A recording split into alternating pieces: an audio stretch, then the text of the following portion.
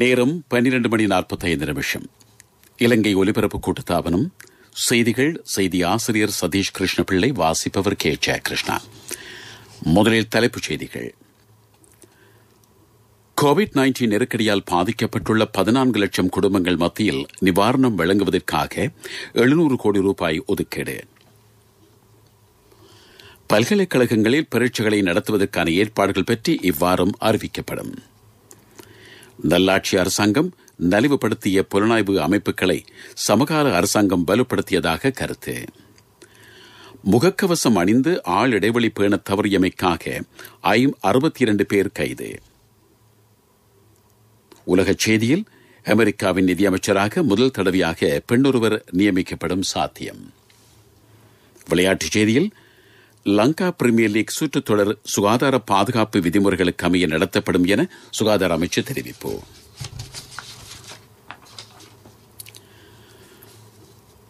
COVID-19 நெருக்கடியால் பாதிக்கப்பட்டுள்ள 14 லட்சம் குடும்பங்கள் மத்தியில் நிவாரணம் வழங்குவதற்காக 700 கோடி ரூபாய் ஒதுக்கப்பட்டுள்ளதாக அமைச்சர் கெஹலிய ரம்புக்வெல தெரிவித்துள்ளார். அரசாங்க தகவல் திணைக்களத்தில் இடம்பெற்ற செய்தியாளர் மாநாட்டில் ஊடக அமைச்சர் தகவல் அறிவித்தார். பெருந்தொற்று ஏற்படுத்தியுள்ள சவால்களின் முன்னிலையில் அரசாங்கம் சளைக்காமல் பாடுபட்டு வருகிறது. அபிவிருத்தியை யதார்த்தமாக மாற்றக்கூடிய ஆற்றல் மிக்க குழுவை அரசாங்கம் பிரதிநிதித்துவப்படுத்துகிறது. நாடெங்கிலும் அபிவிருத்தி திட்டங்கள் அமுலாகின்றன.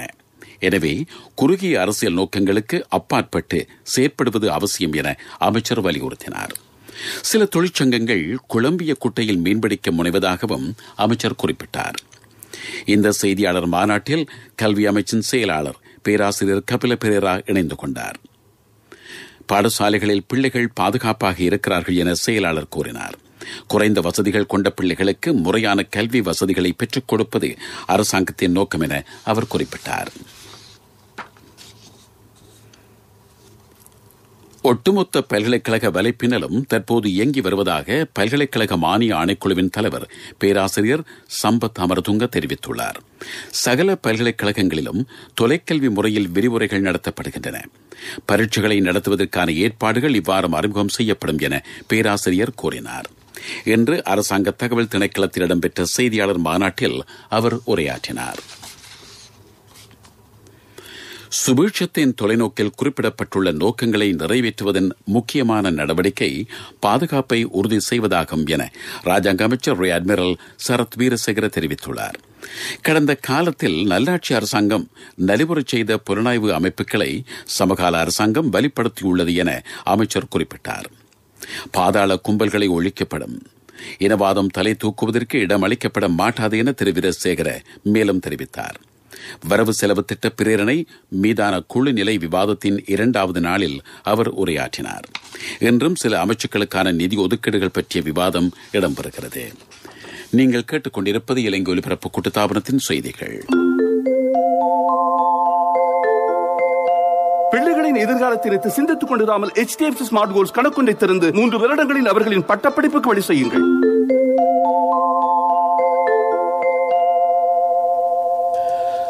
கோவிட்-19 நெருக்கடி நிலைக்கு மத்தியிலும் பெருந்தோட்டத்துறை, கடற்தொழில் மற்றும் விவசாயத் துறைகளை மீட்டெடுப்பதற்கான முன்மொழிவுகள் 2021 ஆண்டுக்கான வரவு செலவு திட்டத்தில் உள்ளடங்கியிருப்பதாக யாழ்ப்பாண பல்கலைக்கழக விவசாய உயிரியல் துறை பேராசிரியர் ஜி மிகுந்தன் தெரிவித்துள்ளார்.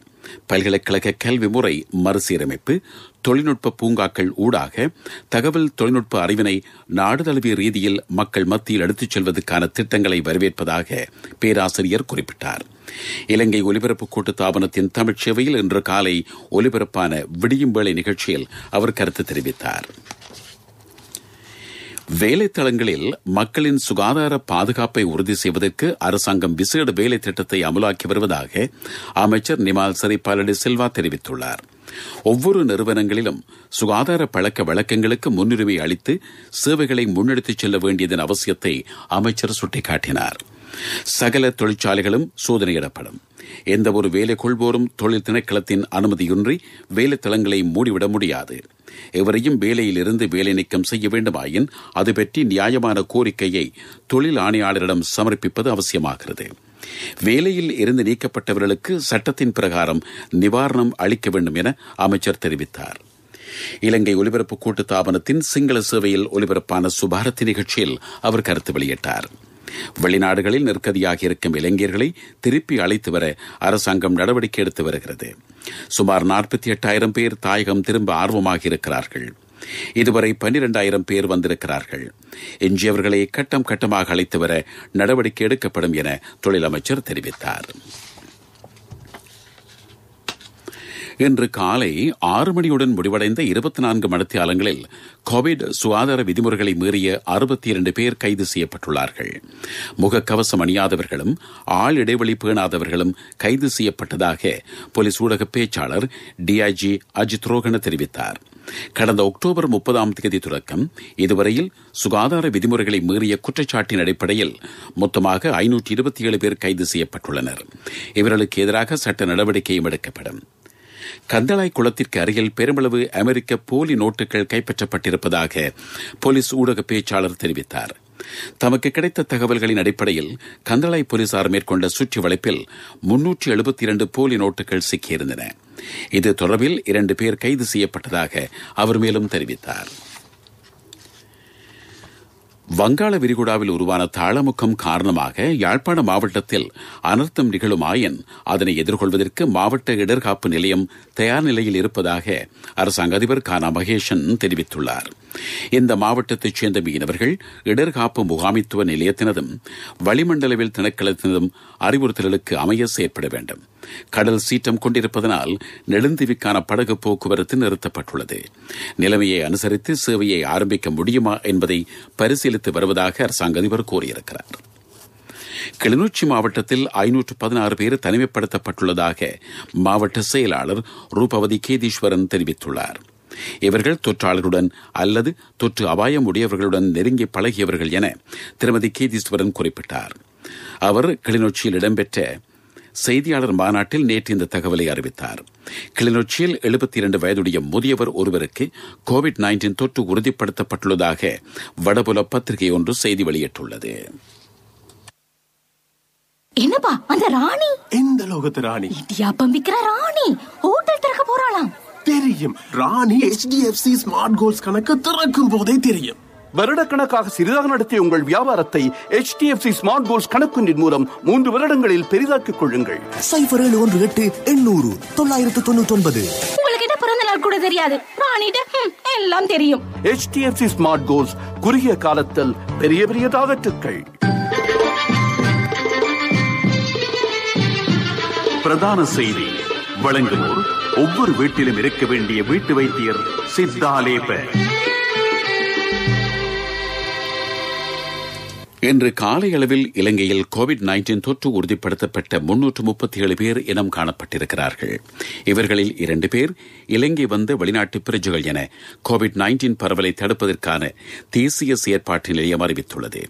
எஞ்சியவர்களில் கொழும்பு மாவட்டத்தைச் சேர்ந்த 189 பேரும், கம்பகா மாவட்டத்தைச் சேர்ந்த 47 பேரும், புத்தளம் மாவட்டத்தைச் சேர்ந்த 11 பேரும் அடங்குகிறார்கள்.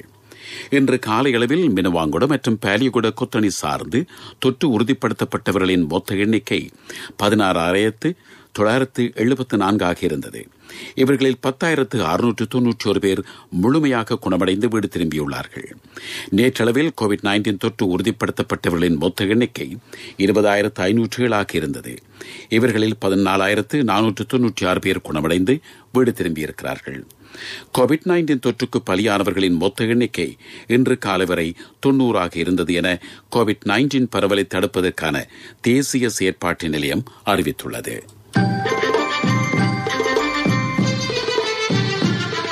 பிரதான செய்தி வழங்கியோர் ஒவ்வொரு வீட்டிலும் இருக்க வேண்டிய வீட்டு வைத்தியர் சித்தாலேப. உங்கள் கவனத்திற்கு தமிழ்நாடு சென்று கோவிட்-19 காரணமாக தாயகம் திரும்ப முடியாமல் இருக்கும் இளைஞர்களை அழைத்து வருவதற்கு நடவடிக்கை எடுக்கப்பட உள்ளதாக அமைச்சர் டக்ளஸ் தேவானந்தா தெரிவித்துள்ளார். பல்வேறு தேவைகளுக்காக இந்தியாவிற்கு, குறிப்பாக தமிழகத்திற்கு சென்றவர்களில் 1,500 பேர் வரை திரும்ப முடியாமல் இருப்பதாக அமைச்சருக்கு அறிவிக்கப்பட்டுள்ளது. ஜனாதிபதி, பிரதமர் ஆகியோருடன் பேசி இவர்களை அழைத்து வரவிருப்பதாக அவர் குறிப்பிட்டார். நாடு திரும்ப விரும்புபவர்கள் தொலைபேசி அல்லது வாட்ஸ்அப் மூலம் விவரங்களை அறியத் தரலாம். தொடர்பு கொள்ள வேண்டிய தொலைபேசி இலக்கங்கள் 00 94 760 225 167 அல்லது 00 94 769 122 831 அல்லது 00 91 900 306 7621. மீண்டும் அந்த தொலைபேசி இலக்கங்கள் 00 94 760 225 167 அல்லது 00 94 769 122 831 அல்லது 00 91 900 306 76 21. உலகச் செய்திகள்.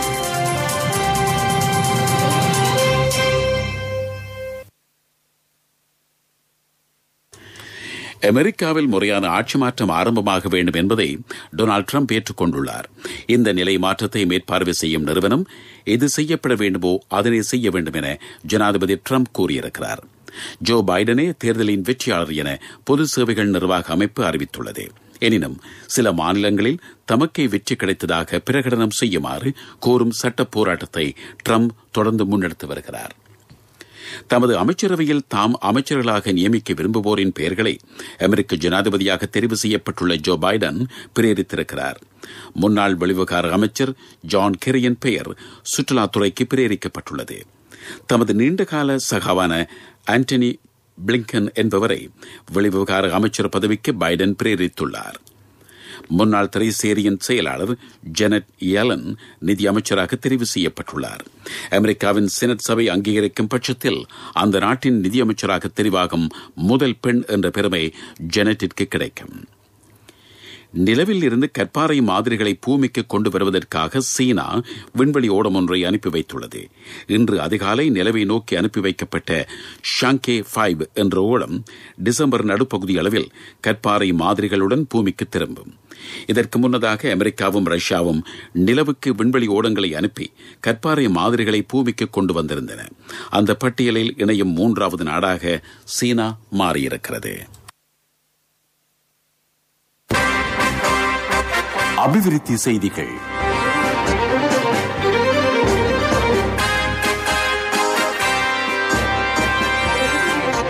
நாட்டில் உள்ள 341 உள்ளூராட்சி மன்றங்களின் நிர்வாகத்திற்குட்பட்ட 341 வீதிகளை அபிவிருத்தி செய்யும் வேலை திட்டம் எதிர்வரும் 29ஆம் தேதி ஆரம்பமாகிறது. திரு கோட்டாபய ராஜபக்ஷ ஜனாதிபதியாக தெரிவாகி ஒரு வருடம் பூர்த்தியாவதை குறிக்கும் வகையில் இந்த திட்டம் முன்னெடுக்கப்படுவதாக ராஜாங்க அமைச்சர் நிமால் லங்ஸா தெரிவித்துள்ளார்.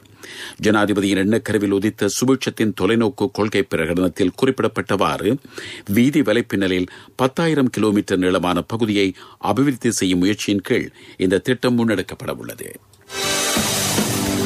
விளையாட்டுச் செய்திகள். லங்கா பிரீமியர் லீக் சுற்றுத்தொடர் பற்றிய விவரங்கள். இந்த சுற்றுத்தொடர் முற்றுமுழுதாக சுகாதார விதிமுறைகளுக்கு அமைய நடைபெறும் என சுகாதார அமைச்சு வலியுறுத்தியிருக்கிறது. இதற்குரிய ஏற்பாடுகளை ஆராயும் விசேட கலந்துரையாடல் அமைச்சர் பவித்ரா வன்னியாராய்ச்சி தலைமையில் நேற்று இடம்பெற்றது.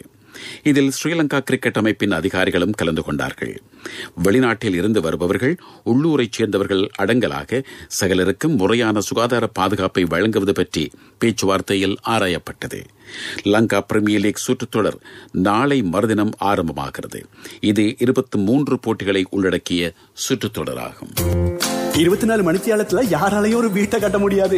ஆனா 24 மணித்தியாலத்துல வீட்டு கடன் ஒண்ணு வழங்க NSBயால மட்டும்தான் முடியும். இன்னைக்கே NSBக்கு போங்க. வினைத்திறனான சேவையுடன் தேர்ந்தெடுக்கப்பட்ட கிளைகளின் ஊடாக 24 மணித்தியாலத்தில் கடன் தொகையினை பெற்றுக் கொள்ளுங்கள். NSB கேதொர உங்கள் சொந்த இல்லத்தின் கனவை நனவாக்கிடும். வர்த்தக செய்தி அனுசரணை. தேசிய சேமிப்பு வங்கி உங்கள் பணத்திற்கு பாதுகாப்பான இடம். உலகிலேயே ஆக கூடுதலான ரப்பர் கையுறைகளை தயாரிக்கும் நிறுவனத்தின் பாதிக்கும் மேலான தொழிற்சாலைகள் மூடப்பட உள்ளன. மலேசியாவைச் சேர்ந்த டாப் குளோவ் என்ற நிறுவனத்தின் ஊழியர்கள் 2500 பேருக்கு கோவிட் தொற்று உறுதிப்படுத்தப்பட்டுள்ளது. இதன் காரணமாக நிறுவனத்தின் 28 ஆலைகள் மூடப்பட உள்ளதாக அதிகாரிகள் அறிவித்துள்ளனர். கோவிட்-19 தொற்று காரணமாக கையுறைகளுக்கான கிராக்கை அதிகரித்த நிலையில் டாப் குளோவ் என்ற நிறுவனம் அதிக லாபம் ஈட்டியிருந்தது. வர்த்தக செய்தி அனுசரணை தேசிய சேமிப்பு வங்கி, உங்கள் பணத்திற்கு பாதுகாப்பான இடம். 24 மணித்தியாலத்துல யாராலையும் ஒரு வீட்டை கட்ட முடியாது. ஆனா 24 மணித்தியாலத்துல வீட்டு கடன் ஒண்ணு வழங்க NSBயால மட்டும்தான் முடியும். இன்னைக்கே NSBக்கு போங்க. வினைத்திறனான சேவையுடன் தேர்ந்தெடுக்கப்பட்ட கிளைகளின் ஊடாக 24 மணித்தியாலத்தில் கடன் தொகையினை பெற்றுக் கொள்ளுங்கள். NSB கேதொர, உங்கள் சொந்த இல்லத்தின் கனவை நனவாக்கிடும். பொருளாதார செய்திகள் அனுசரணை. இப்போதான் சந்தோஷமா பள்ளிக்கூடம் போறாள். எல்லாம் நீங்கள் சைக்கிள் வாங்கி கொடுத்ததால. LOLC கிரெடிட் கார்டு இருந்ததால நினைச்ச உடனே வாங்கி கொடுக்க கூடியதா இருந்துச்சு. LOLC ஃபைனான்ஸ் கடன் அட்டை உங்களை மேலும் உயர்த்திட. கண்டியில் கேபிள் கார் திட்டம் ஒன்றை ஆரம்பிப்பதற்கான வர்த்தக உரிமைகளை கொரியாவைச் சேர்ந்த தொழில் முயற்சியாளர் ஒருவர் வென்றுள்ளார். இந்த உரிமைகள் ஸ்கை ஏஷியா நிறுவனத்தைச் சேர்ந்த யூஷுன் ஹா என்பவருக்கு கிடைத்துள்ளன. கண்டி ஹந்தானை மலையடிவாரத்தில் இருந்து மலை உச்சி வரையில் கேபிள் கார்களை ஓட விடுவது திட்டத்தின் நோக்கம். கோவிட்-19 நெருக்கடிக்கு மத்தியிலும் இதற்குரிய கட்டுமான பணிகளை அடுத்த ஆண்டு முற்பகுதியில் ஆரம்பிப்பதற்கு திட்டமிடப்பட்டுள்ளது. இதற்கான முதலீடு 3.5 கோடி ரூபாயாகும். அண்ணா, 30 நீங்க மகளுக்கு தங்கம் வாங்குவீங்கன்னு நான் எதிர்பார்க்க இல்ல. எந்த தங்கத்துக்கு தங்கம் கொடுக்க முடிஞ்சது எந்த LOLC கிரெடிட் கார்டு இருந்ததால. LOLC ஃபைனான்ஸ் கடன் அட்டை உங்களை மேலும் உயர்த்திட. காலநிலை அறிக்கை. வங்காள விரிகுடாவின் தென்மேற்கு பகுதியில் உருவான பவன தாளமுக்கம் பற்றி வளிமண்டலவியல் திணைக்களம் சிவப்பு எச்சரிக்கை அறிவித்தலை விடுத்திருக்கிறது. இந்த தாளமுக்கம் இன்று முற்பகல் 11:30 அளவில் திருகோணமலையிலிருந்து 228 கிலோமீட்டர் தொலைவில் நிலை கொண்டிருந்ததாக திணைக்களம் அறிவித்திருக்கிறது. இது அடுத்த 12 மணித்தியாலங்களில் புயலாக மாறலாம். அது வடமேற்கு திசையில் நகர்ந்து தீவிர புயலாக மாறி தமிழ்நாட்டை தாக்கலாம். இதன் காரணமாக வடக்கு கிழக்கு கடல் சடுதியாக கொந்தளிக்கலாம். காற்றின் வேகம் திடீரென மணிக்கு 80 முதல் 100 கிலோமீட்டர் வரை அதிகரிக்கலாம். நிலப்பரப்பை பொறுத்தவரையில் வடமாகாணம் அதிக பாதிப்புகளை எதிர்கொள்ளக்கூடும் என வளிமண்டலவியல் திணைக்களம் எதிர்ப்பு கூறியிருக்கிறது. இந்த மாகாணத்தின் பல இடங்களில் 100 முதல் 150 மில்லிமீட்டரை தாண்டிய மழைவீழ்ச்சி பதிவாகலாம். யாழ்ப்பாண குடாநாட்டில் ஆங்காங்கே 150 மில்லிமீட்டர் வரையிலான மழை பெய்யக்கூடும்.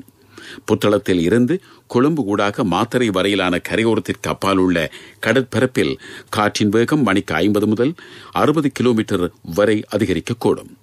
அடுத்து வரும் நாட்களில் 2 முதல் 3 மீட்டர் வரை உயரமான அலைகள் எழுவதோடு மன்னாரில் இருந்து காங்கேசுந்துறை, திருகோணமலை, மட்டக்களப்பு ஊடாக பொத்துவில் வரையான கரையோரங்களில் கடல் அலைகள் கரையையும் தாண்டி தரைக்குள் வரும் சாத்தியம் உள்ளதென திணைக்களத்தின் அறிவித்தலில் குறிப்பிடப்பட்டிருக்கிறது. கடற்தொழிலாளர்கள் மற்றும் கடல் போக்குவரத்தில் ஈடுபடுவோர் கவனமாக இருக்க வேண்டும். புத்தளம் தொடக்கம் மன்னார், காங்கேசுந்துறை, திருகோணமலை, மட்டக்களப்பு ஊடாக பொத்துவில் வரையான கரையோரத்தில் இருந்து கடலுக்கு செல்வதை தவிர்க்க வேண்டும். மீண்டும் தலைப்புச் செய்திகள். கோவிட்-19 நெருக்கடியால் பாதிக்கப்பட்டுள்ள 14 லட்சம் குடும்பங்கள் மத்தியில் நிவாரணம் வழங்குவதற்காக 700 கோடி ரூபாய் ஒதுக்கீடு. பல்கலைக்கழகங்கள் பரீட்சைகளை நடத்துவதற்கான ஏற்பாடுகள் பற்றி இந்த வாரம் அறிவிக்கப்படும். நல்லாட்சி அரசாங்கம் நலிவுபடுத்திய புலனாய்வு அமைப்புகளை சமகால அரசாங்கம் வலுப்படுத்தியுள்ளதாக கருத்து. முகக்கவசம் அணிந்து ஆள் இடைவெளி பேண தவறியமைக்காக 62 பேர் கைது. அமெரிக்காவின் நிதியமைச்சராக முதல் தடவையாக பெண்ணொருவர் நியமிக்கப்படும் சாத்தியம்.